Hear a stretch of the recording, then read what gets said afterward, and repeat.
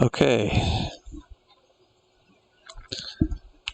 what's up, TikTok world? This is Surgical. Today is May 3rd, 2025, which marks 9 years since I've had arm amputation surgery. That turned me into the one-arm wonder you know today. I'm having a hard time talking about it because I don't know. I play the game. I play Fortnite, and I can kind of hide behind it. But this is more of like a intimate clip I wanted to make. But I felt like it was time for anyone that's really watching to talk about why I still make these clips and stuff. So I wrote a little something to try to keep my thoughts on track, and I thought I would try to read it. So here I go. I'm a little nervous, so alright.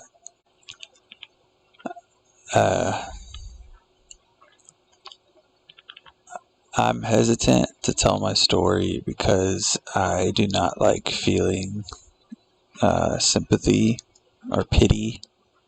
I don't want to make any of y'all sad for me. The only person that's allowed to be sad is me, and the time to be sad for me has passed. But I do think it's time to share with y'all the reason why I decided to play again. I do want to make it clear that the details of my story do not outline any special strength. Any one of us could go through my experiences and come out with unique knowledge and power. All of us have this relentless attitude to overcome our hardships, and I see countless examples all the time, and I'm humbled by them. But I will share with you like a few key details as to how my TikTok journey started. Sorry, I've got my stress reliever. I was in a wreck in 2008, and it resulted in my left arm being paralyzed.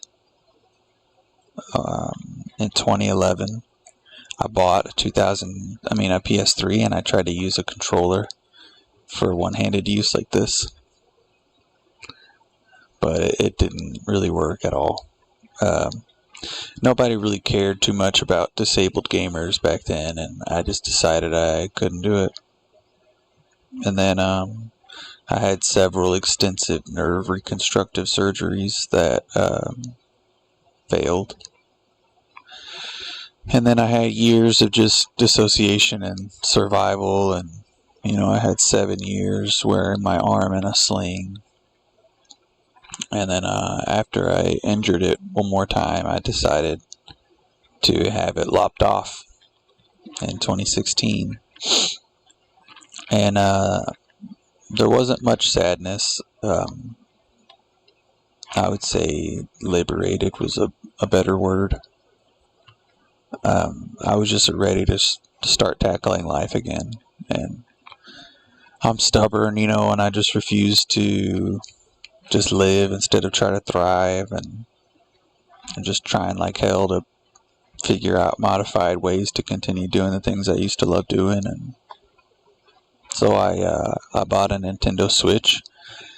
I tried Fortnite to see if I could use the Joy-Cons, but that was a bust. And so then I bought a beginner laptop, and I started researching other controllers, and I was trying to find other ways to play, and I was trying to look up players with one hand and trying to find examples, but I couldn't really find anything helpful. I found the Trinity mouse, Naga Trinity mouse. So it's got buttons on the thumb, And that allows me to play and have enough access to buttons that I can map out and stuff. And then I found the 3D rudder, put my feet on that and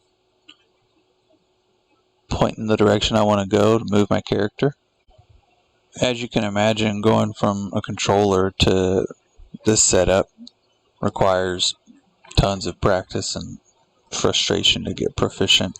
Also, I hadn't played video games in 10 years.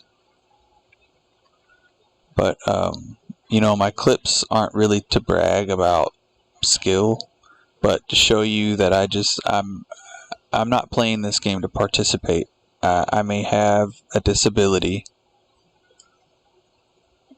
but I can still play just as good, if not better, than other players on this game. It's possible. And as I continue my one-arm gaming journey, I just hope that this clip, or any of my other clips, reach those of you that are in a place that I was in a few years ago. Like, you're surviving and you're grateful, but you're frustrated and kind of hopeless that you can't do the things you used to love. And you know, I mean, look at me, look at this. Yeah. I really can't believe, like, I can play this game at this setup. It took me a minute. It's all of the blocks that you have are in here, and until you actually try to work out the process, you're never gonna know if you can truly do it. So I'm going to continue to post. I'm going to continue to, you know, reach people that think they can't do it, and hopefully